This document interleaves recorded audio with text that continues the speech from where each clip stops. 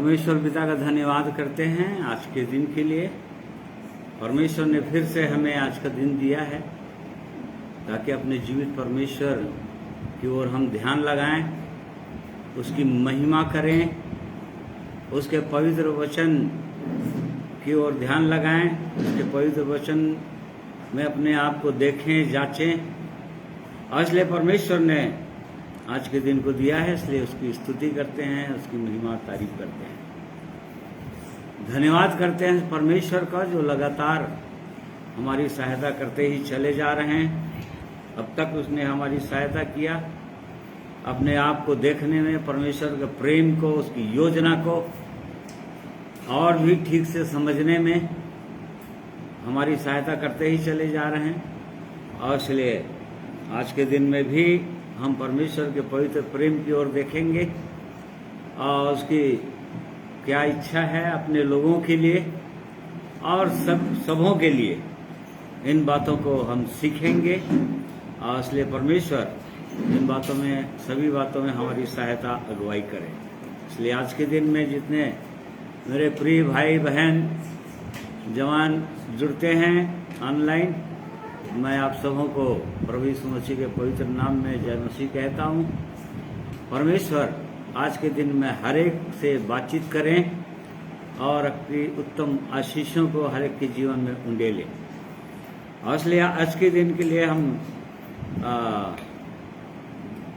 परमेश्वर के वचन की ओर जो देखेंगे, परमेश्वर जो आप अपनी इच्छा को हमारे जीवन में प्रकट करना चाहते हैं, हमें हर प्रकार से शांति से भर देना चाहते हैं, आनंद से भर देना चाहते हैं अपने लोगों को।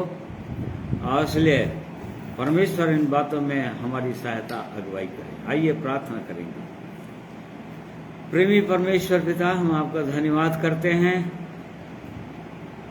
आप जो लगातार हमारी सहायता कर रहे हैं, हमें अवसर दे रहे हैं। हम जानते हैं पिता कि आप अपनी प्रतिज्ञाओं के विषय में देर नहीं करते, जैसा कि बहुत से लोग समझते हैं कि प्रभु यीशु आपका आगमन बहुत ही निकट है।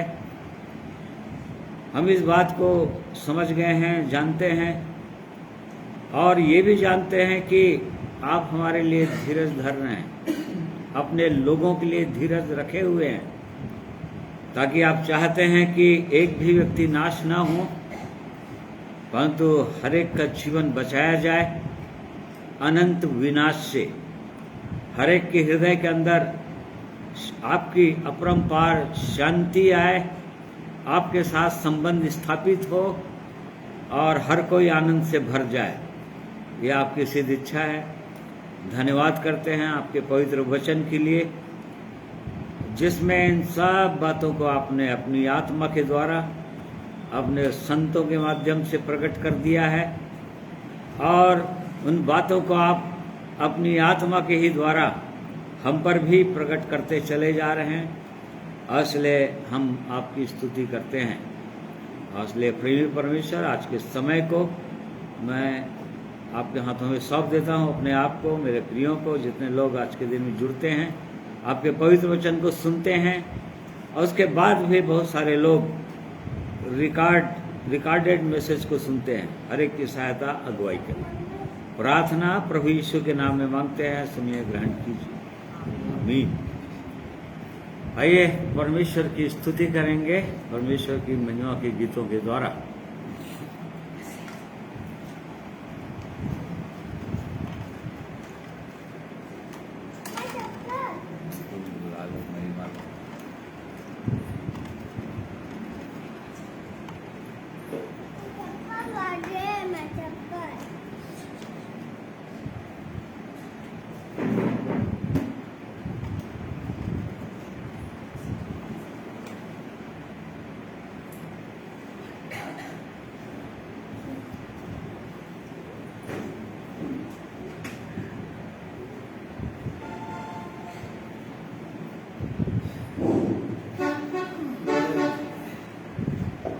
परमेश्वर पिता का धन्यवाद देते हैं उसके सुंदर दिन के लिए जो उसने हम सबों को दिखाया है। इसमें परमेश्वर पिता की स्तुति करेंगे, आराधना करेंगे गीत के द्वारा कि देखो देखो कोई आ रहा, कैसा जलवा मसीह आ रहा, आंखें अपनी उठाकर देखो कैसे शान से मसीह आ रहा। गीत के द्वारा परमेश्वर पिता की महिमा करेंगे। आप भी हमारे साथ हैं, जहाँ कहीं हैं आप परमेश्वर पिता की स्तुति कर सकते हैं।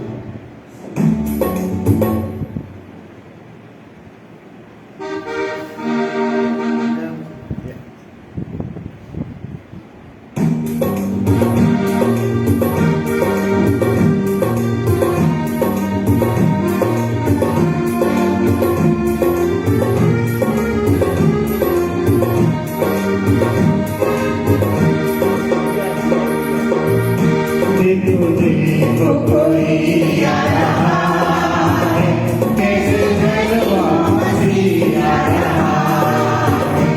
आंखें अपनी उठाकर देखो कैसे शान से मसीह आ रहा है। देखो देखो कोई आ रहा है, कैसे जलवा मसीह आ रहा है। आंखें अपनी उठाकर देखो कैसे शान से मसीह आ रहा है। वो भी कैसी सवारी देखो, आसमान की विदाई को देखो। वो भी कैसी सवारी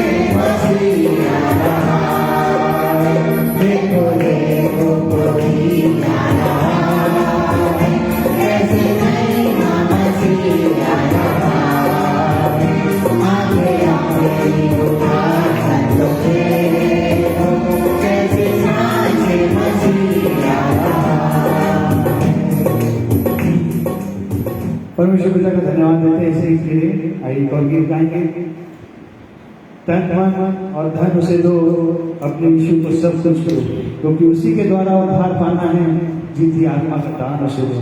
सचमुच में मेरे प्रियो, हमको अपना सब कुछ, अपना तन मन और धन देकर परमेश्वर पिता के पीछे आना है। इसलिए इस गीत के द्वारा मैं परमेश्वर पिता की स्तुति करेंगे।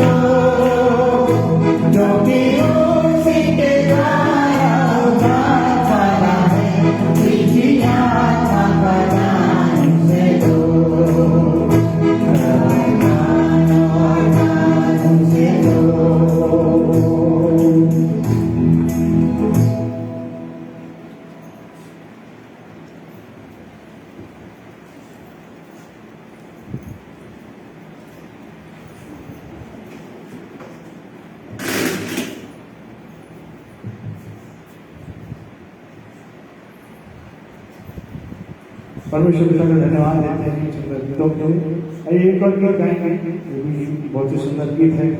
एक नदी है जिसकी नहरों से परमेश्वर के नगर में परम प्रधान के पवित्र निवास में आनंद होता है। सचमुच में यदि कोई परमेश्वर के पास आ जाता है तो उसके हृदय में आनंद उमड़ आता है और जीवन जल की नदियां उसमें से बहने लगती हैं।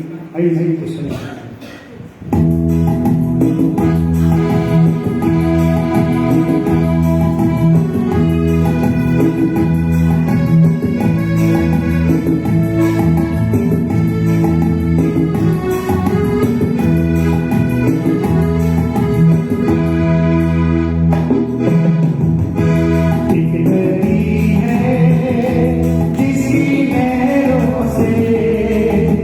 परमेश्वर के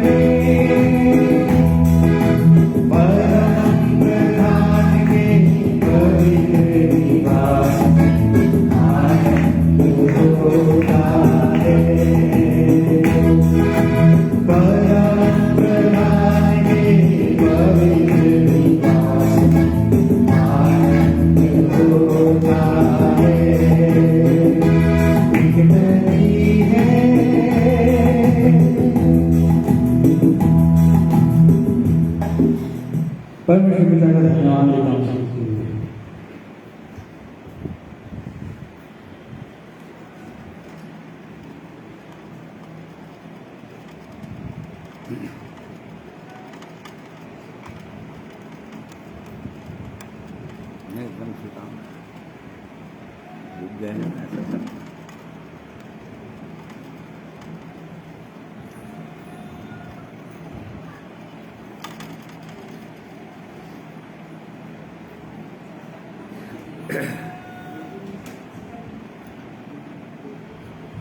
परमेश्वर का हम धन्यवाद करते हैं और परमेश्वर अपने लोगों के लिए, अपनी प्रजा के लिए, अपनी उत्तम सृष्टि के लिए हर समय उत्तम बातें ही सोचते हैं। और इसलिए वो चाहते हैं कि आज हर जगह, हर मनुष्य के अंदर उसकी आनंद और उसकी शांति हो, अपरंपार आनंद और शांति। क्यों? क्योंकि वो परमेश्वर, वो शांति का राजकुमार है। उसके विषय में पहले से ही भविष्यवाणी कर दी गई थी, प्रभु यीशु के विषय में, कि वो शांति का राजकुमार होगा और वो शांति स्थापित कर देगा उनके हृदयों के अंदर, जो लोग उस पर विश्वास करके उसके निकट आ जाएंगे। इसलिए हम अपने जीवित परमेश्वर का धन्यवाद करते हैं। सचमुच में वो अद्भुत महान परमेश्वर है। उसकी सीधी इच्छा और मनसा हर मनुष्य के लिए यही है। जैसा कि यशायाह 57 अध्याय, आइजिया 57 उसका 19, यशायाह 57 उसका 19 पद देखेंगे। मैं मुंह के फल का सृजनहार हूँ, यहोवा ने कहा है। जो दूर और जो निकट है, दोनों को पूरी शांति मिले और मैं उसको चंगा करूंगा। हाँ, देखिए, ये परमेश्वर की इच्छा है। चाहे जो लोग परमेश्वर के निकट हैं या अभी परमेश्वर से दूर हैं। हम जानते हैं इफिसी 2:13 के अनुसार प्रभु यीशु के लहू के द्वारा एक व्यक्ति जो परमेश्वर से दूर है वो परमेश्वर के निकट हो जाता है। यहाँ पर परमेश्वर अपने लोगों के, अपनी प्रजा इस्राएलियों के विषय में बोल रहे थे, यहूदियों के विषय में, जो लोग बहुत निकट हैं परमेश्वर के निकट, और अन्य जातियों के विषय में, यूनानियों के विषय में बोल रहे थे कि वो दूर है। परंतु उस परमेश्वर की योजना और इच्छा के अनुसार सबके लिए शांति परमेश्वर ने रखा है। इसलिए यहाँ पर रखा है कि हमने पढ़ा, चाहे जो दूर हैं चाहे निकट हैं, वो परमेश्वर उनके हृदयों के अंदर शांति स्थापित कर देना चाहते हैं। ये उनकी सिद्ध इच्छा और मनसा है। और परंतु समस्या ये है कि उसी का 21 पद पढ़िए। दुष्टों के लिए शांति नहीं है। हाँ, परंतु समस्या ये है कि जिनके हृदय के अंदर परमेश्वर की इच्छा के विरोध में कोई भी बातें हैं, जो परमेश्वर की इच्छा के विरोध में चलते हैं, उसके वचन के विरोध में चलते हैं, उसकी आज्ञाओं के विरोध में चलते हैं, परमेश्वर की दृष्टि में परमेश्वर उनको दुष्ट बोलता है, क्योंकि परमेश्वर के विरोध में चलने वाले लोग हैं। यहाँ पर ये बोल रहा है कि जो लोग परमेश्वर की इच्छा के विरुद्ध नहीं चलते हैं उनके लिए कोई शांति नहीं है। दुष्टों के लिए कोई शांति नहीं है। परंतु जो लोग परमेश्वर के निकट आ जाते हैं प्रभु यीशु के लहू के द्वारा, उनके लिए परमेश्वर ने शांति की प्रतिज्ञा किया है और सबको शांति से भर देना चाहते हैं। ये परमेश्वर, हमारे परमेश्वर की सिद्ध इच्छा और मनसा है। और इसी कारण से आज सारी दुनिया में शांति कहीं दिखाई नहीं देती। हर जगह आप देखेंगे भय का वातावरण है। शांति से क्या मतलब है? शांति का उल्टा परमेश्वर का भय जहां पर भी नहीं है, या संसार का भय जहां है, संसार का वातावरण है, संसार की ऐसी परिस्थितियां हैं जिनके कारण से आज लोग भयभीत हैं। पूरे संसार में हाहाकार मचा हुआ है। कई परिस्थितियां हैं और इनके विषय में प्रभु यीशु ने पहले से ही बता दिया है। परमेश्वर ने अपने भविष्यवक्ताओं के द्वारा पुराने नियम के अंदर पहले से बता दिया है कि जगह जगह भूकंप होंगे, राष्ट्र पर राष्ट्र, जातियां पर जातियां एक दूसरे के विरोध में हो जाएंगे, उठेंगे, लड़ाइयां होंगी और जगह जगह भीड़ोल होगा, महामारियां फैलेंगी और ये निश्चित रूप से संसार के लिए बहुत ही भय का कारण है। जहां भी भय होगा मनुष्य के जीवन में और जहां भी चिंताएं होंगी मनुष्य के जीवन में, आज मनुष्य कई बातों के लिए चिंतित है, परेशान है। बहुत सारी चिंताएं मनुष्य के हृदय के अंदर होती हैं, कई प्रकार की समस्याएं मनुष्य के व्यक्तिगत जीवन में, पारिवारिक जीवन में, सामाजिक जीवन में रहता ही है और इसके कारण से उनके अंदर शांति नहीं। कहने का मतलब जहां भी मनुष्य के हृदय के अंदर भय होगा, चिंताएं होंगी, वहां पर शांति हो ही नहीं सकती। शांति मतलब भय रहित जीवन, चिंता रहित जीवन, उसको शांति बोलते हैं। तो परमेश्वर की इच्छा, जैसा कि हमने वचन में देखा, उस परमेश्वर की इच्छा है अपने लोगों के लिए, वो हर जगह सबके जीवन में शांति चाहते हैं। वो शांति होना चाहिए बोलते हैं, शांति देने वाला परमेश्वर है वो।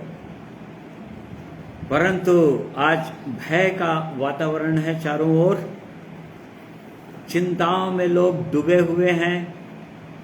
मनुष्य के हृदय के अंदर प्रभु यीशु ने बताया, सबसे पहले बात बताया मनुष्य के अंदर में क्या क्या बातें हैं। उसने कहा कि बुरी बुरी चिंताएं हैं मनुष्य के अंदर में, बुरे बुरे विचार हैं मनुष्य के हृदय के अंदर और इसी के कारण से मनुष्य के हृदय में कोई शांति नहीं, कोई आनंद नहीं।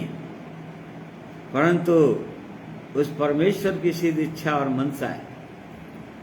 परमेश्वर अपने लोगों के विषय में भी ऐसी बातों को बोलते थे, जैसा कि गीत में हम लोग गा रहे थे, यशायाह 48 अध्याय उसका 18 पद में,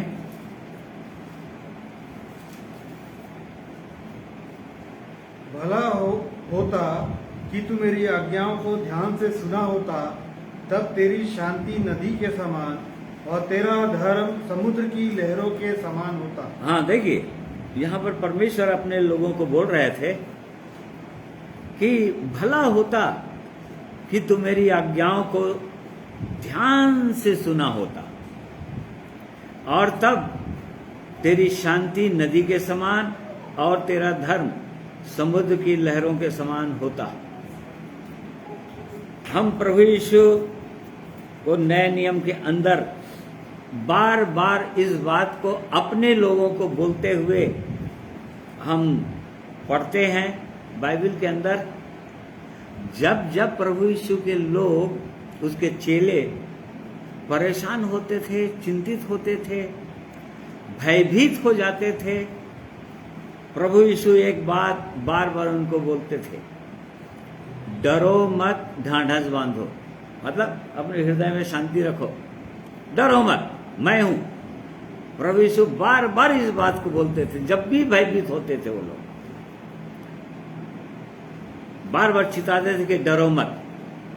जब प्रभु यीशु जीवित हो गए और तब उसके चेले लोग बहुत ही भयभीत थे, डरे हुए थे, और रोमन गवर्नमेंट के कारण से उस समय, क्योंकि उन्होंने क्रूस पर चढ़ाया था प्रभु यीशु को। और उसके बाद भी चेले लोग एकदम भयभीत थे, डरे हुए थे। देखिए यूहन्ना 20 अध्याय उसका 20 और 21 पद पढ़िए।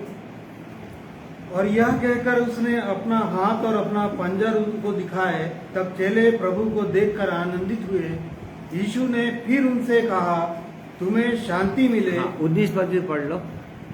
उसी दिन जो सप्ताह का पहला दिन था, संध्या के समय, जब वहां के द्वार जहाँ चेले थे यहूदियों के डर के मारे बंद थे, तब यीशु आया और उनके बीच में खड़ा होकर उनसे कहा, तुम्हें शांति मिले। हाँ देखिए, ये लोग भयभीत थे, चेले लोग यहूदियों के डर के मारे। क्या डर था कि कहीं इनको भी वो लोग मार न डालें, क्योंकि प्रभु यीशु को तो उन्होंने मार डाला। अब भी उसके चेले लोग भी भयभीत थे, डरे हुए थे, क्योंकि प्रभु यीशु के पीछे पीछे चलने वाले लोग थे लोग। और तब वो बंदर घर में थे वो लोग। प्रभु यीशु बंद दरवाजे के अंदर उस कमरे में चले गए और उन्होंने कहा, डरो मत, तुम्हें शांति मिले। देखिए, मतलब शांति यदि किसी के हृदय के अंदर आ जाए तो वो नहीं डरेगा, वो भय को दूर कर देगा शांति। प्रभु यीशु बार बार इन बातों को अपने चेलों को बोलते थे।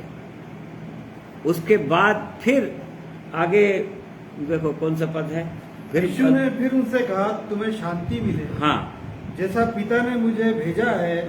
उसको दूसरा पैरा में पढ़ो, उसके बाद वाला पैरा, नीचे नीचे वाला पैरा, उसी के नीचे वाला, हाँ, और नीचे पैरा और नीचे। 8 दिन के बाद उसके चेले फिर घर के भीतर थे और थोमा उनके साथ था और द्वार बंद थे। तब यीशु आया और उनके बीच में खड़े होकर कहा, तुम्हें शांति मिले। हाँ देखिए, यहाँ पर भी प्रभु यीशु एक बार बोल दिए थे शांति मिले, वो बता दिए थे कि मैं जी उठा हूं। उसके बाद भी डरे हुए थे लोग। वहां पर थोमा भी था और तब फिर प्रभु यीशु ने कहा, डरो मत, तुम्हें शांति मिले। मतलब जहां पर भी भय का वातावरण होगा, सारा संसार तो में तो भय का वातावरण है और रहेगा भी। वो संसार से भय दूर नहीं हो सकता, संसार से चिंताएं दूर नहीं हो सकती, परंतु वो परमेश्वर प्रभु यीशु अपने लोगों के लिए चाहते हैं कि उनके लोग, जो लोग उस पर विश्वास करते हैं, जो लोग उसके वचन को मानते हैं, प्रभु यीशु के पीछे पीछे चलते हैं, उनके हृदय के अंदर शांति हो। शांति रहना ही चाहिए। पुराने नियम के अंदर हम पढ़ते हैं कि जो उस समय भी जो भविष्यद्वक्ता लोग थे, याजक लोग थे, उस समय भी शांति की ही बातें करते थे वो लोग परमेश्वर के लोगों के साथ। यिर्मयाह 6 अध्याय उसका देखिए 13 पद। क्योंकि उनमें छोटे से लेकर बड़े तक सबके सब लालची हैं, और क्या भविष्यवक्ता क्या है याजक सबके सब छल से काम करते हैं। वे शांति है शांति ऐसा कह कर मेरी प्रजा के घाव को ऊपर ही ऊपर चंगा करते हैं, परंतु शांति कुछ भी नहीं। आज भी ऐसा होता है प्रिय भाइयों बहनों। उस समय के भविष्यद्वक्ता लोग जो थे, जो झूठे भविष्यद्वक्ता लोग थे, वो वे लोग परमेश्वर के लोगों के बीच में, इस्राएलियों के बीच में ऐसी भविष्यवाणी करते रहते थे, शांति हो बोलते रहते थे। परंतु यहाँ पर हम पढ़ रहे हैं कि वो लोग ऊपर से चंगा करते थे, या सुपरफिशियली चंगा करते थे, या शारीरिक चंगाई करते थे, जैसा कि अभी के समय में होता है। ज्यादातर मैक्सिमम अभी यही होता है। आज लोग चंगाई के पीछे भाग रहे हैं, शरीर के पीछे भाग रहे हैं, ऊपर से चंगाई। शरीर में चंगा भी हो गए तो क्या हो गया? समस्या तो हृदय के अंदर है, पाप तो मनुष्य के हृदय के अंदर है, अशांति तो मनुष्य के हृदय के अंदर है। वो कैसे ठीक होगा? जैसा कि हम यहाँ पर पढ़े, वो लोग कहते हैं कि शांति है शांति, परंतु कोई शांति नहीं। वो लोग मेरी प्रजा के घाव को ऊपर से ठीक करते हैं बस, परंतु शांति कहीं पर नहीं। आज भी हम चारों ओर देख सकते हैं ऐसा कि आज लोग अशांत हैं, बड़े बड़े काम हो रहे हैं, बड़े बड़े आश्चर्य कम होते हैं लोगों के जीवन में, लेकिन लोगों के हृदय के अंदर वो भय का वातावरण रहता है, अशांत जीवन होता है, अशांति में डूबे रहते हैं। तो ये सबसे बड़ी समस्या थी, परंतु परमेश्वर की सिद्ध इच्छा और मनसा के अंदर ये था कि वो चाहते थे कि शांति हो।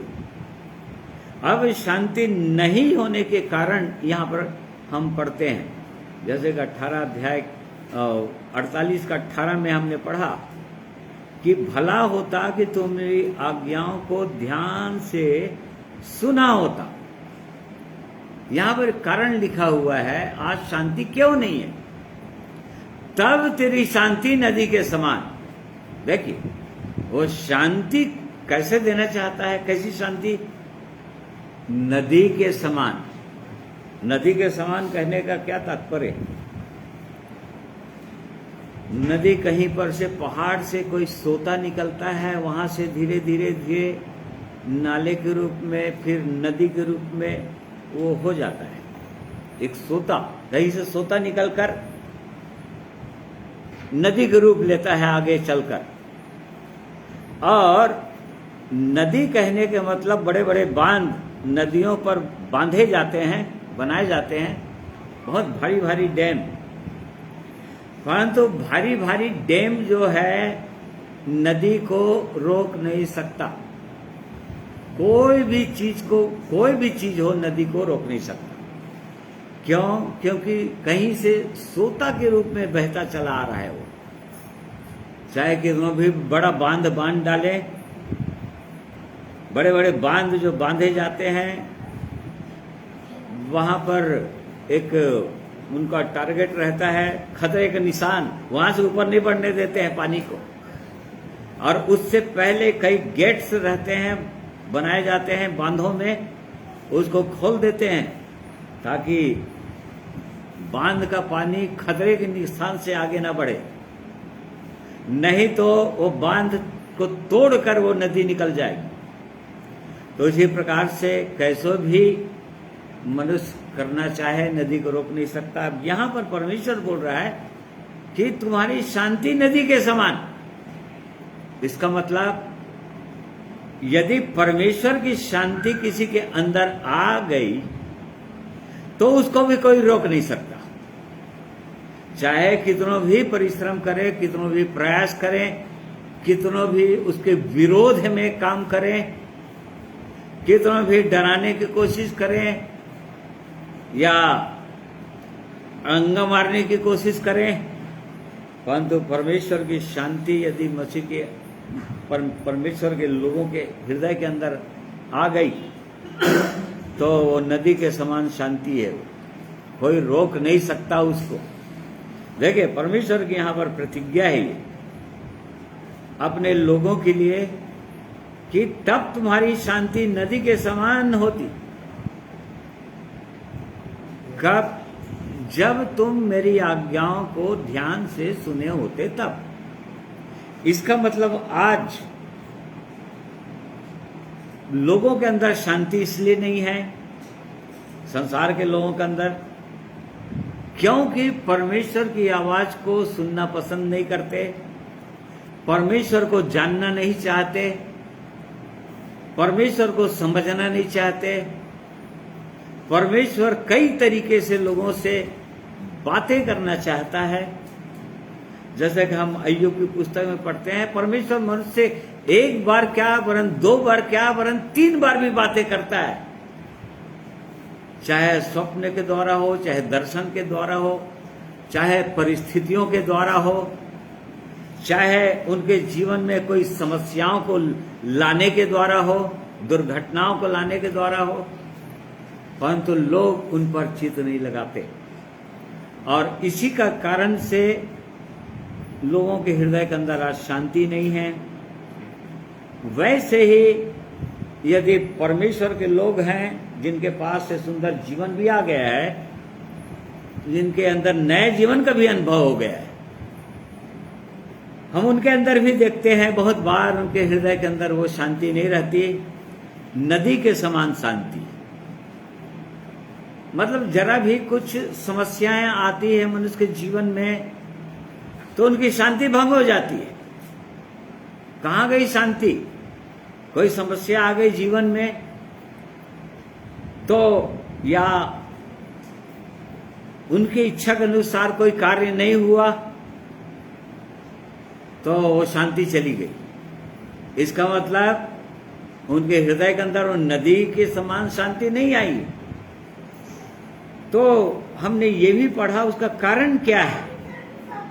कारण ये हमने देखा कि दुष्टों के अंदर कोई शांति नहीं आ सकती।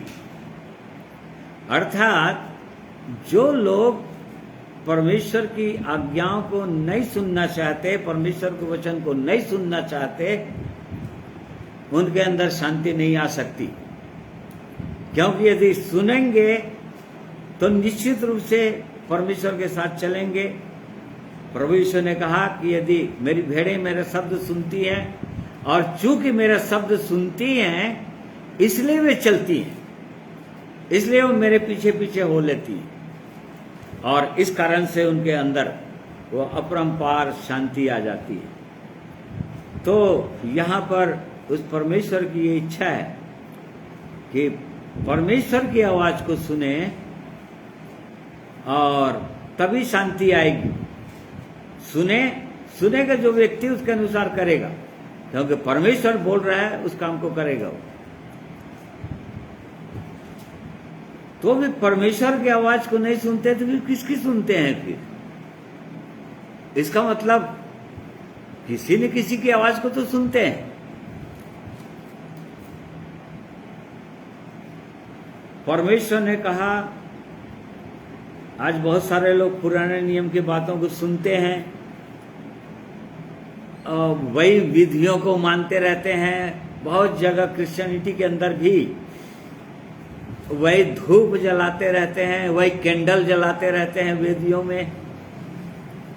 ये क्या है? ये तो पुराने नियम है। पुराने नियम के अनुसार व्यवस्था मूसा के द्वारा वो दी गई थी, परमेश्वर ने दिया था। और उसी परमेश्वर ने प्रभु यीशु को जब रूपांतरण हुआ पहाड़ पर, और तब लूका 9 अध्याय में लिखा हुआ है, और जब पहाड़ पर ले गया प्रभु यीशु अपने चेलों को, यूहन्ना, याकूब और पतरस को, और तब वो पहाड़ पर उन्होंने देखा कि मूसा और एलिया भी बातें कर रहे हैं। प्रभु यीशु के साथ मूसा भी है, एलिया भी है। और तब पतरस ने, जो थोड़ा उतावली करता था, वो उसने कहा कि यहाँ पर हम 3 मंडप बनाएं, प्रभु तेरे लिए, मूसा के लिए, एलिया के लिए। और तब वो भयानक आवाज के साथ बादल उनको ढक लिया और ऊपर स्वर्ग से आवाज आई, ये मेरा पुत्र है, इसकी सुनो। देखिए, इसकी सुनना, प्रभु यीशु की सुनना है। तो आज बहुत से लोग नहीं सुनते हैं या लोगों की सुनते हैं, और इसी कारण से समस्याएं हैं सारा संसार में। सारा संसार में परमेश्वर के लोग नहीं सुनते हैं। बाइबल के अंदर भी हम देखते हैं, आदम के विषय में लिखा है, परमेश्वर ने आदम से कहा, क्योंकि तुमने अपनी पत्नी की बात सुनी, बस इस कारण से समस्या आ गई। और इस कारण से सारा संसार श्रापित हो गया, मनुष्य श्रापित हो गया और पाप में डूब गए। उसके बाद इब्राहिम को परमेश्वर ने कहा, उसने भी वही गलती किया। उसने पहले तो सारा की सुन लिया उसने, और हाजिरा के द्वारा उससे एक पुत्र उत्पन्न हुआ, इस्माइल, जो आज भी सारी दुनिया के लिए समस्या के कारण बने हुए हैं। परमेश्वर के लोगों के लिए समस्या के कारण तो बने छुए हैं इस्राएल देश के लिए, परंतु आज सारे संसार के लिए भी समस्या के कारण बने हुए हैं।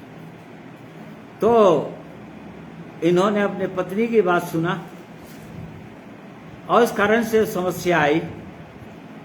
इसका मतलब ये नहीं कि पत्नी की बात नहीं सुनना है। एक बार परमेश्वर ने उत्पत्ति 21 अध्याय में कहा इब्राहिम को, जो सारा कहती है उसकी सुन ले। देखो, तो कहां पर किसकी सुनना है, ये भी परमेश्वर के वचन में है। कहां पर किसकी सुनना है और कब नहीं सुनना है। उसने कहा कि सारा उसके पुत्र इस्माइल को निकाल दे, 21 अध्याय में दिया हुआ है। और तब लिखा हुआ है कि इब्राहिम बहुत ही बड़ा परेशान हो रहा था, बहुत ही परेशान हो रहा था वो, कि मैं कैसे अपने पुत्र को निकालूं। एकलौता पुत्र है, बुढ़ापे का पुत्र है। और जब भी कभी भी ऐसी समस्या आए, परेशानी की समस्या आए, तब आगे लिखा है कि परमेश्वर ने उससे बात किया। देखिए, मतलब हमको किसकी सुनना है, कैसे सुनना है।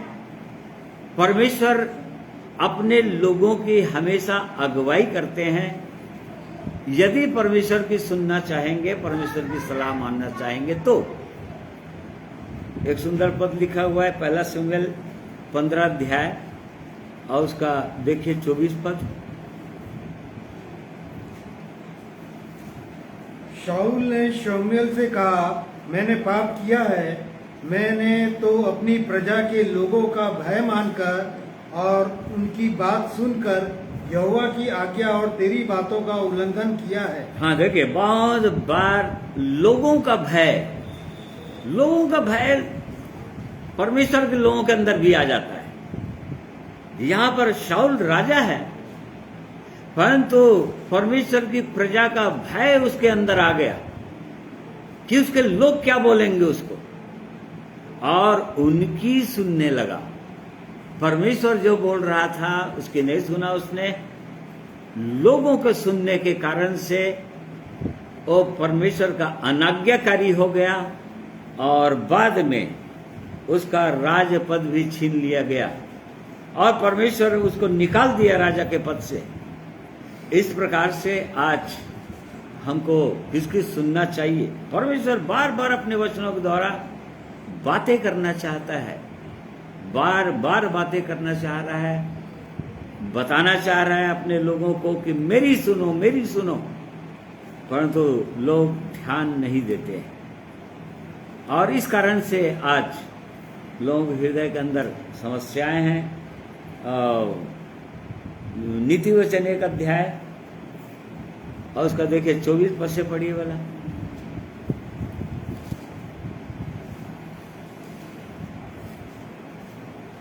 मैंने तो पुकारा परंतु तुमने इनकार किया, और मैंने हाथ फैलाया परंतु किसी ने ध्यान ना दिया, वरन तुमने मेरी सारी सम्मति को अनसुनी किया और मेरी ताड़ना का मूल्य ना जाना। देखिए, परमेश्वर कई प्रेमी परमेश्वर होने के कारण से, पवित्र परमेश्वर होने के कारण से वो बार बार मनुष्य से बातें करना चाहते हैं। परंतु यहाँ पर हम देख रहे हैं कि वो परमेश्वर बोल रहा है कि तुमने मेरी नहीं सुनी, अनसुनी कर दिया मेरी बातों का। और यहाँ तक कि मैंने चाहा कि किसी तरह से तुम मेरी बातों को सुनो, मानो, मैंने ताड़ना भी दिया। मतलब कोई न कोई समस्याएं तुम्हारे जीवन में आई, उसके बाद भी तुमने नहीं सुना। तो कई बार हमारे जीवन में परमेश्वर ताड़नाओं को इसीलिए देता है जब परमेश्वर के लोग उसकी बातों पर ध्यान नहीं लगाते हैं, सुनते नहीं हैं, और इस कारण से परमेश्वर के इच्छा के विरोध में काम करते रहते हैं, चलते रहते हैं। परमेश्वर कई बार अपने लोगों को ताड़ना भी देता है। यहाँ पर उन्होंने कहा तुमने मेरी सारी सम्मति को अनसुनी कर दिया। मतलब सुनकर भी तुमने अनसुनी कर दिया, तुमने सुना ही नहीं। ताड़ना भी दिया तो भी नहीं सुना, उसके बाद भी तुमने ध्यान नहीं दिया। तो कई बार परमेश्वर अपने लोगों को भारी भी ताड़ना देते हैं ताकि उस परमेश्वर की बस एक ही इच्छा है कि उसके लोग नाश न हो, उनके हृदय के अंदर शांति हो, आनंद हो। और इस कारण से वो चाहते हैं। उसी का आखिरी पद पढ़िए नीति वचन का। परंतु जो मेरी सुनेगा वह निडर बसा रहेगा और बैठ टके सुख से रहेगा। देखिए क्या बोल रहा है, परंतु जो मेरी सुनेगा, उस परमेश्वर की जो लोग सुनते हैं, प्रभु यीशु की जो बातों को सुनते हैं, परमेश्वर बोल रहा है वो निडर रहेंगे, भय रहित रहेंगे और सुख से भी रहेंगे, सुखी रहेंगे अपने जीवन में, खुश रहेंगे अपने जीवन में। क्यों? क्योंकि उनके जीवन में शांति होगी, डरेंगे नहीं, वो लोग डरते नहीं रहेंगे। और इसलिए परमेश्वर की इच्छा है कि यहाँ पर उसकी सुनते। यहाँ पर जब परमेश्वर बोल रहे थे यशायाह नबी के द्वारा अपने लोगों को, तो इसका मतलब ये हुआ कि ये लोग भी परमेश्वर के विरोध में चलने लग गए थे, जिसके कारण से परमेश्वर को अपने इस नबी को, यशायाह को खड़ा करना पड़ा और ये कहना पड़ा, जाकर मेरी प्रजा को, याकूब को उसके अपराध और इस्राएल को उसके पाप जता दे। परमेश्वर अपने लोगों को, अपने नबियों को पुराने नियम के अंदर इसीलिए खड़ा करते थे ताकि उसकी प्रजा को परमेश्वर की इच्छा क्या है उसको बता दे। यदि वो लोग गलत मार्ग में जा रहे हैं, परमेश्वर की इच्छा के विरुद्ध में जा रहे हैं, तो उनको चिताने के लिए परमेश्वर हर समय तत्पर रहते थे और इसी कारण से उनको उठाते ही रहते थे।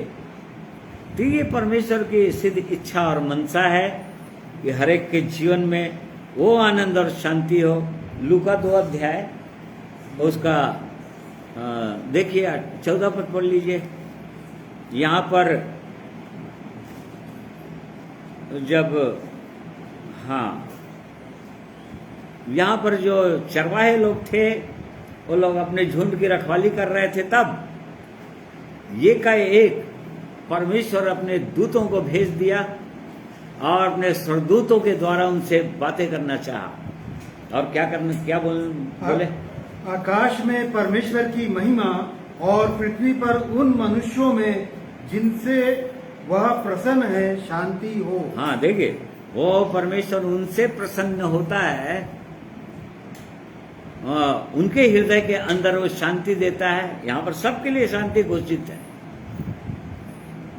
जिनसे वो परमेश्वर, आकाश में परमेश्वर की महिमा, और इस पृथ्वी पर बोल रहा है, मतलब कोई पर्टिकुलर जाति विशेष के लिए नहीं बोल रहा है, परंतु सब लोगों को, पृथ्वी के हर लोगों के लिए बोल रहा है परमेश्वर कि उन लोगों के अंदर, उन मनुष्यों के अंदर शांति हो जिनसे परमेश्वर प्रसन्न हो जाता है। जो लोग परमेश्वर का भय मानने लग जाते हैं, उनके अंदर परमेश्वर की अपरंपार शांति जो मनुष्य के समझ से परे है, वो उनके हृदय के अंदर राज्य करने लग जाता है। और इस कारण से वो उस परमेश्वर की सिद्ध इच्छा और मनसा यही है, वो चाहता है कि उसकी शांति नदी के समान बहे। वो चाहता है कि परमेश्वर हर समय उसके लोग आनंदित रहें। जैसा कि फिलिपियों को पत्र लिखते समय पौलुस प्रेरित वो बोल रहा था, 4 पद में, 4 अध्याय का 4 पद में, प्रभु में सदा आनंदित रहो। मैं फिर कहता हूँ आनंदित रहो। तुम्हारी कोमलता सब मनुष्यों पर प्रकट हो। प्रभु निकट है, किसी भी बात की चिंता मत करो, परंतु हर एक बात में तुम्हारे निवेदन, प्रार्थना और विनती के द्वारा धन्यवाद के साथ परमेश्वर के सम्मुख उपस्थित किए जाएं। तब परमेश्वर की शांति जो सारी समझ से परे है, तुम्हारे हृदय और तुम्हारे विचारों को मसीह यीशु में सुरक्षित रखेगी। हाँ, देखिए यहाँ पर भी इसी बात को परमेश्वर बताना चाह रहा है अपने लोगों को कि आज लोगों के हृदय के अंदर आनंद क्यों नहीं है, या वो क्षणिक आनंद क्यों होता है, परिस्थितियों वश आनंद क्यों होता है। मतलब जब सब कुछ ठीक रहता है तो आनंद का अनुभव करते हैं। जब विपरीत परिस्थितियां आ जाती है जीवन में, तब अशांति को महसूस करने लग जाते हैं, अशांत हो जाता है मनुष्य। यहाँ तक कि परमेश्वर के लोग भी, कलीसिया के लोग भी। क्या कारण है? यहाँ पर परमेश्वर का वचन लिखा है, छठवां पद फिर पढ़िए। किसी भी बात की चिंता हाँ, मत करो। यहाँ पर समस्या ये है कि किसी भी बात, कई प्रकार की, जैसा कि हम लोग देख रहे थे, आज मनुष्य के जीवन में कई प्रकार की चिंताएं हैं। यहाँ पर परमेश्वर के वचन में हम पा रहे हैं कि किसी बात की चिंता मत करो। तुम्हारा हृदय के अंदर शांति हो।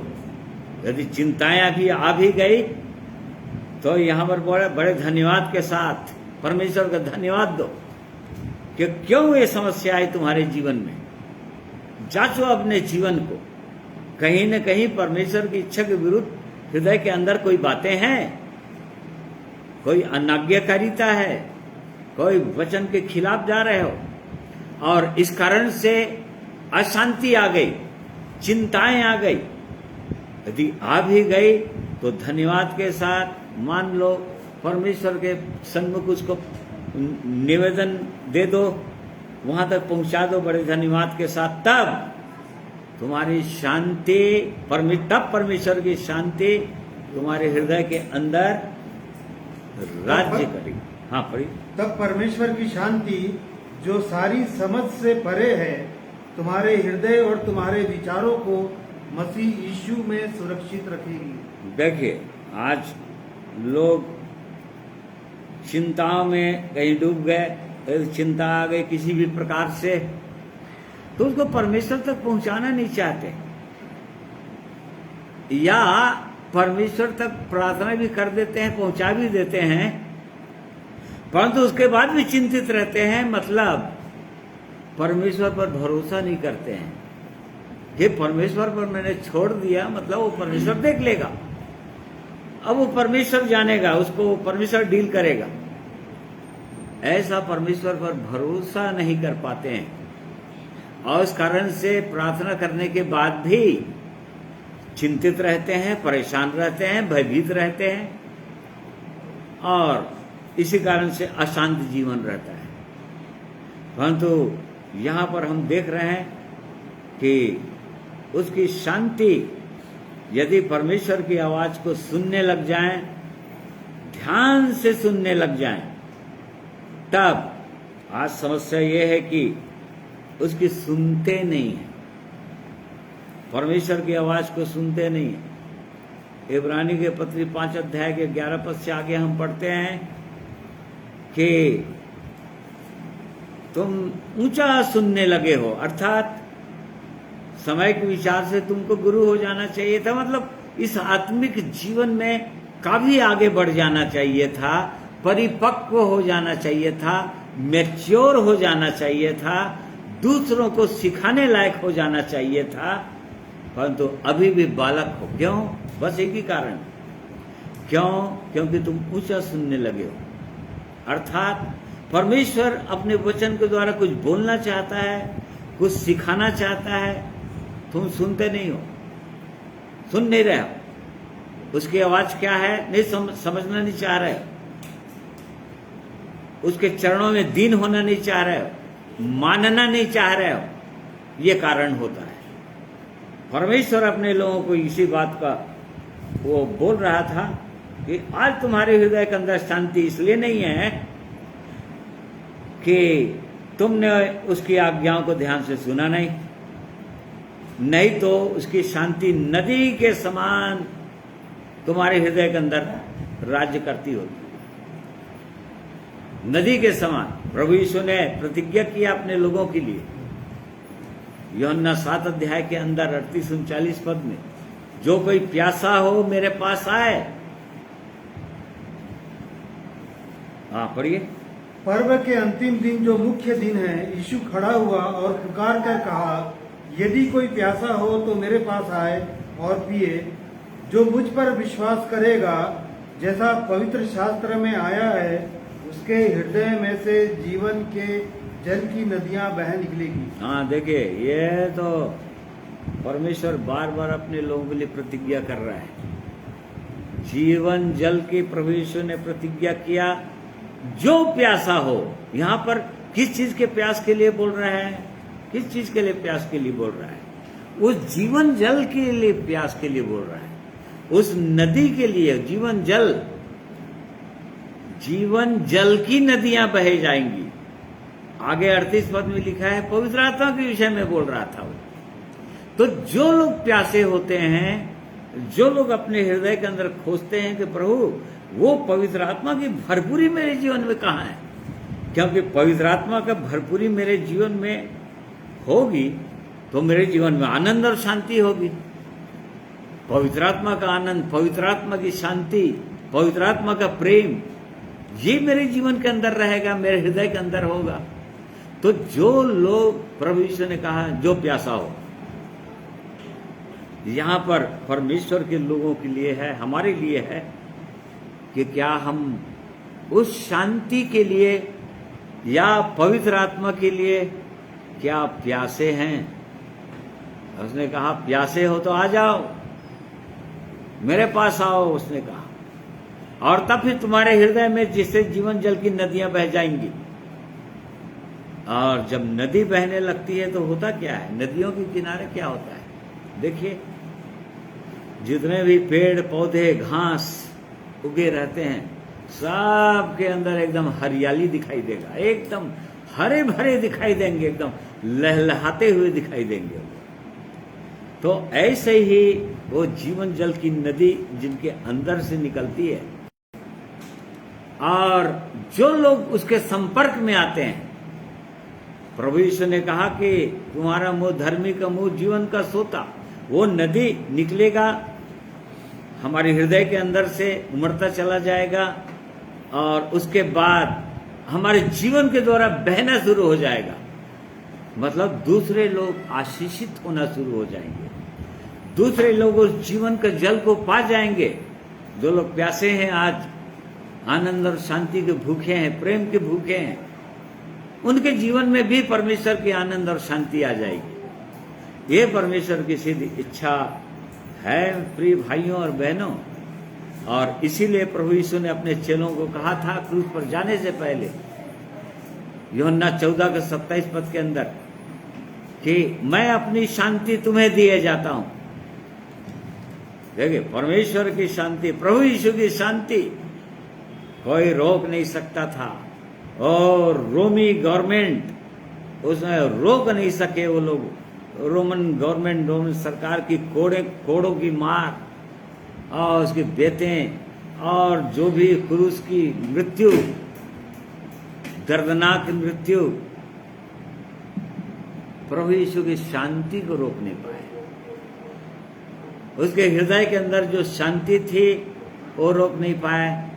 उसके बाद भी प्रभु यीशु ने कहा, हे पिता, इनको क्षमा कर देना। उसने क्षमा की घोषणा कर दिया है।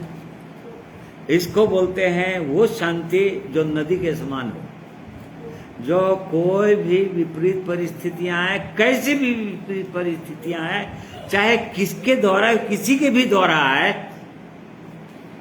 वो शांति को रोक नहीं सकता। आज लोग दूसरों पर दोष लगाते रहते हैं कि उनके कारण से, तुम उसके कारण से हुआ, उसके कारण से हुआ, यदि ऐसा नहीं हुआ होता तो मेरे जीवन में नहीं हुआ होता। और जो लोग भी दोष लगाते हैं, बस एक ही कारण होता है प्रिय भाइयों और बहनों, उसको सही रीति से जांचना चाहिए अपने जीवन को कि उनका संबंध परमेश्वर के साथ सही नहीं है, और इस कारण से वो शांति हृदय के अंदर नहीं, वो पवित्र आत्मा के जीवन नहीं, खुद के जीवन में पवित्र आत्मा के जीवन नहीं, और इस कारण से वो दूसरों पर दोष लगाते फिरते हैं। ऐसा बाइबल बिल्कुल नहीं सिखाती। मसीह की ऐसी कहीं पर भी बाइबल के अंदर शिक्षा नहीं है। किसी पर दोष नहीं लगा सकते। बाइबल में लिखा है कहीं पर किसी पर दोष मत लगाओ। और इसलिए परमेश्वर का हम धन्यवाद करते हैं उसके जीवित वचन के लिए। वो अद्भुत आनंद और शांति से भरना चाहता है वो, चाहे कैसे भी परिस्थितियां हो। यशायाह 46 भजन संहिता 46 के अंदर हम लोग पढ़ते हैं कि, पढ़िए,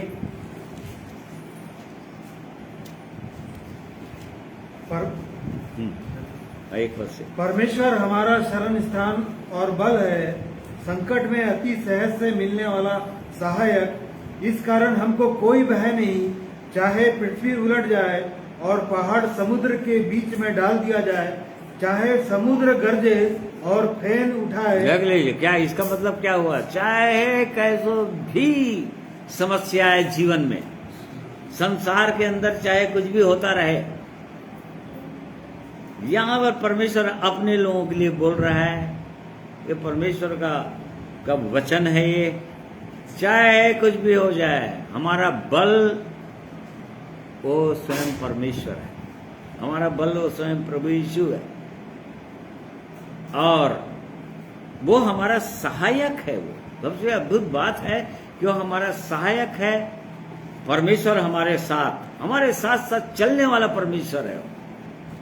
हमारा सहायक के रूप में हर समय रहेगा। इसलिए आगे, और चाहे समुद्र गरजे और फेन उठाए और पहाड़ उसकी बाढ़ से कांप उठे। एक नदी है जिसकी नहरों से परमेश्वर के नगर में अर्थात परम प्रधान के पवित्र निवास स्थान में आनंद होता है। परमेश्वर उस नगर के बीच में है, वह कभी टलने का नहीं हो, फटते ही परमेश्वर उसकी सहायता करता है। ये परमेश्वर के लोगों के लिए परमेश्वर के वचन में सुंदर सुंदर प्रतिज्ञाएं हैं, और ये जीवित वचन है। और परमेश्वर के लोगों के इसलिए भयभीत होने की आवश्यकता नहीं है, बस देखने की आवश्यकता है कि परमेश्वर ने वो नदी मुझको बनाया है कि नहीं, और इस नदी के अंदर वो जीवन का जल है कि नहीं। नदियों को देखेंगे, चाहे कितनों भी गर्मी पड़े, और नदियां कभी सूखती नहीं है। क्यों? क्योंकि सोता कहीं से आ रहा है, कोई पहाड़ से आ रहा है, और इसलिए वो नदी कभी सूखती नहीं, चाहे कितनों भी गर्मी आ जाए। वो लगातार वो पानी बहता ही रहता है, उसमें सूखता नहीं। हमारी क्या दशा है? क्या हम उस परमेश्वर की नदी बने? ये एक वचन और पढ़ेंगे, भजन संहिता 65 अध्याय, उसका 9 पद देखिए तो क्या लिखा है।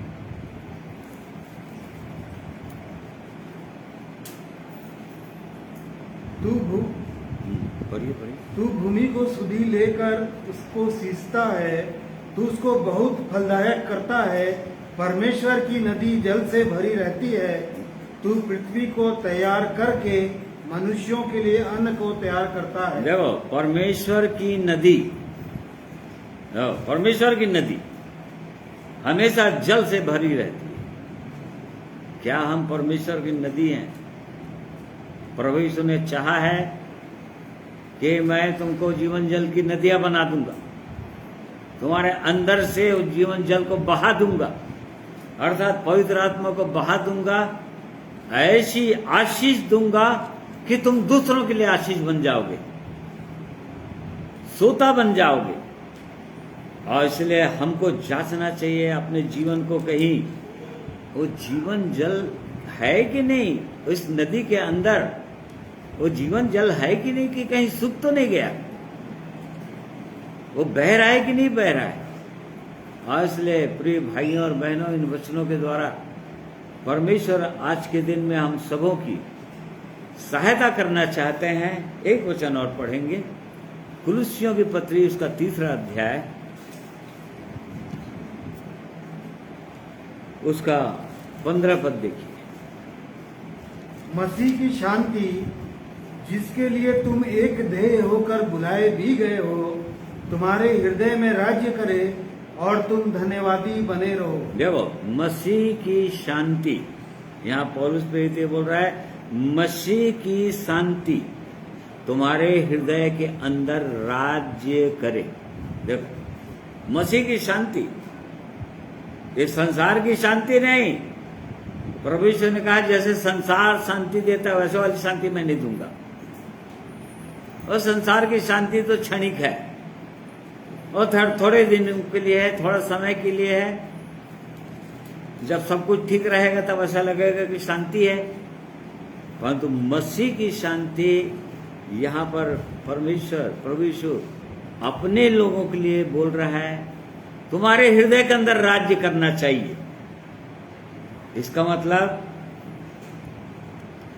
जहां भी कुछ गड़बड़ हुआ तो समझ जाइए कि शांति भंग हो जाएगी, और जहां शांति भंग हुई वहां पर हमको समझ जाना चाहिए कि हमको वहां पर रुकना है और देखना है कि प्रभु ये शांति कहां चली गई मेरे हृदय के अंदर, अचानक क्या बात है, कहीं पर कोई गलत तो नहीं हो गया मेरे जीवन में, सोच विचारों में, हृदय के अंदर, या किसी भाई और बहन के प्रति कुछ गड़बड़ तो नहीं हो गए प्रभु, आपकी इच्छा के विरुद्ध कोई काम तो नहीं हो गया मेरे जीवन में। रुक जाना चाहिए, आगे बढ़ने से रुक जाना चाहिए, क्योंकि हृदय की शांति जो है एकदम तुरंत बता देता है कि तुमको यहाँ पर रुकना है और जांचना है कि कहाँ पर गड़बड़ हो गए जीवन में, और तब परमेश्वर बता देगा। जब हम जांचेंगे तो दिखाएगा कि यहाँ पर गड़बड़ हुआ है तुम्हारे जीवन में, तुमको अपने उस भाई को, उस बहन को क्षमा करना था, तुमने क्षमा नहीं किया, तुमको क्षमा मांगना था, तुमने क्षमा नहीं मांगा, ये गड़बड़ हो गए तुम्हारे जीवन में, वो शांति चली गई। इस प्रकार से मसीह की शांति हम में से हर एक के जीवन के अंदर राज्य करना चाहिए, और ये परमेश्वर की सिद्ध इच्छा और मनसा है। और इसलिए हमको आज के इन वचनों के द्वारा हमको जांचना चाहिए कि क्या हम नदी बने हैं, क्या उसकी शांति, परमेश्वर की शांति, मसीह की शांति नदी के समान हमारे हृदय के अंदर से होकर बह रही है, लोग आशीषित हो रहे हैं, और ये तभी हो सकेगा, हमने देखा कि जब हम उसकी आवाज को ध्यान से सुनेंगे तब। वो परमेश्वर मुझसे क्या बोलना चाहता है आज, या किसी भी भाई या बहन के माध्यम से बोल सकता है, वो परिस्थितियों के माध्यम से भी बोलता है, वो किसी की भी द्वारा बोले तो हमको जांचना ही चाहिए अपने जीवन को कि प्रभु ये प्रिय भाई या बहन जो भी वो बोल रहा है कि क्या सही तो नहीं कहीं मेरे जीवन में, उसको जांचना ही चाहिए, और सही है तो अपने जीवन से जांच कर निकालना चाहिए, मानना चाहिए, छोड़ना चाहिए, और यदि सही नहीं तो धन्यवाद देना चाहिए परमेश्वर को। हाँ प्रभु मैंने जांचा, जैसे राजा दाऊद बोलता है, परंतु कोई खोटापन नहीं पाया, और इसलिए परमेश्वर आपकी स्तुति हो, आपका धन्यवाद हो। तो इस प्रकार से परमेश्वर की सिद्ध इच्छा और मनसा है हम सबों के लिए कि हम अपने जीवन में देखें, जांचें कि क्या ये परमेश्वर हमसे भी बातें करना चाह रहा है आज के दिन में, हमको भी बोलना चाहता है कि काश तुम मेरी आज्ञाओं को, तुम मेरे वचन को माने होते, ध्यान से सुने होते और उसके अनुसार तुम चले होते, तब मेरी शांति नदी के समान तुम्हारे हृदय के अंदर राज्य करती होती, और दूसरों के लिए तुम आशीष के कारण बने होते। और इसलिए परमेश्वर इन वचनों के द्वारा हमें से हर एक की सहायता, अगुवाई करें आज के दिन। आइए एक गीत सुनेंगे।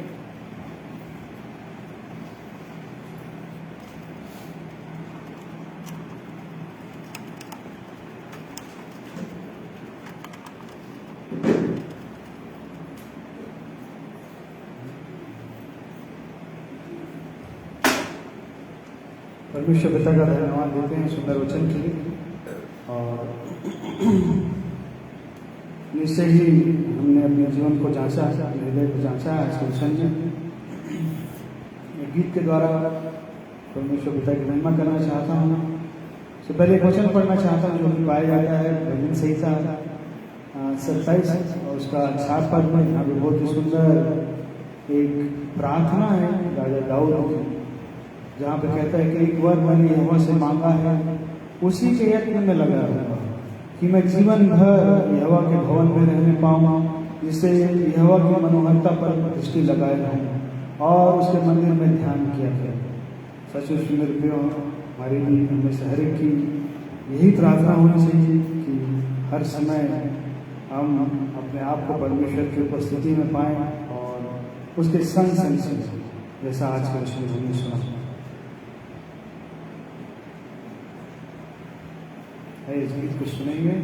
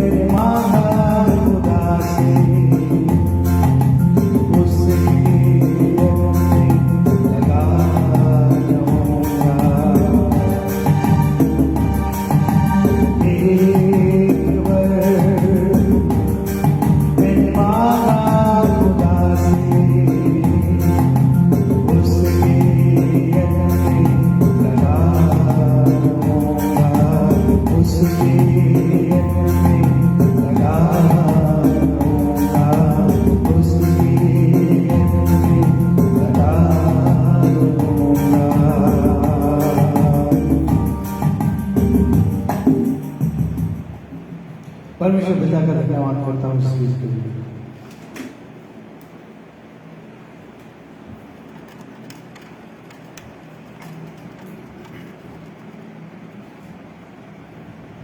सुंदर परमेश्वर के वचन के लिए धन्यवाद करते हैं, इस वचन के गीत के लिए धन्यवाद करते हैं।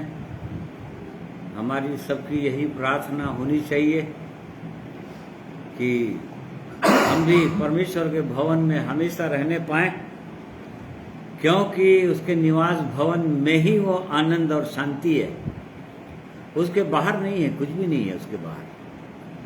और इस कारण से तो परमेश्वर का हम धन्यवाद करते हैं उसके पवित्र वचन के लिए, जिसके द्वारा वो हमसे लगातार बातें करते आ रहे हैं अब तक। आज भी उसने हमसे बातें की, और इसलिए परमेश्वर हम में से हर एक की सहायता अगुवाई करें आज के दिन।